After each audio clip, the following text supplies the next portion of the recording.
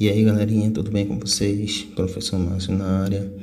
Tá aí um probleminha de raciocínio lógico enviado para mim por Vitor Gabriel de Botafogo, em Itapissuma.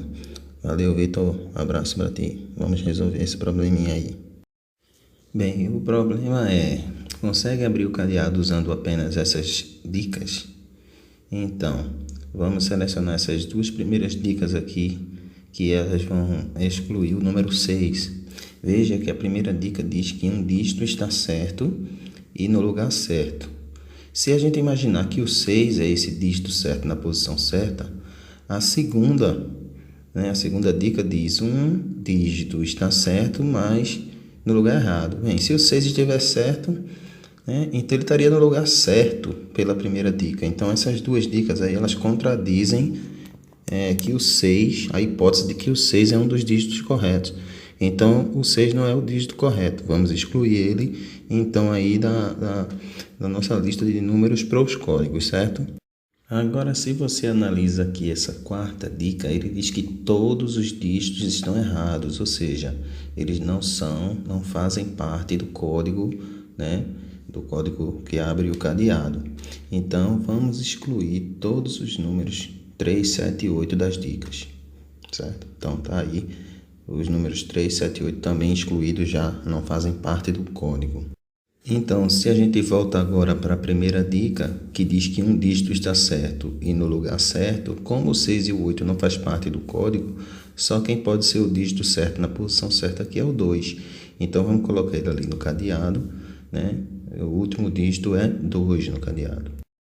Voltando aqui para a terceira dica, onde o 6 já não é um número correto, um dígito correto, a dica diz que 2 dígitos estão certos, mas ambos no lugar errado. Então veja que os dígitos corretos que tem aí os dois são o 2 e o 0. O 0 não está na posição correta. Entendeu? O 0 não está na posição correta. Ou seja, o 0 não pode ser no meio. Mas também não pode ser o último, porque o último já é 2. Então a posição do 0 é a primeira. Então vamos colocar aqui no cadeado 0 no primeiro dígito. Muito bem, vamos continuar com o problema aí para a gente achar esse último dígito que está faltando. Agora, finalmente, vamos voltar aí para essa segunda dica, onde o 6 já foi excluído, Ficando o 1 e o 4 aí, que devem ser que um deles é o dígito do meio. Vamos descobrir qual é. Bem, a dica diz, nessa segunda aí, que um dígito está certo, mas no lugar errado. Se a gente imaginar que é o 1 está certo e a posição dele no meio está errada, isso vai contradizer a posição, ele pertencer ao código. Por quê?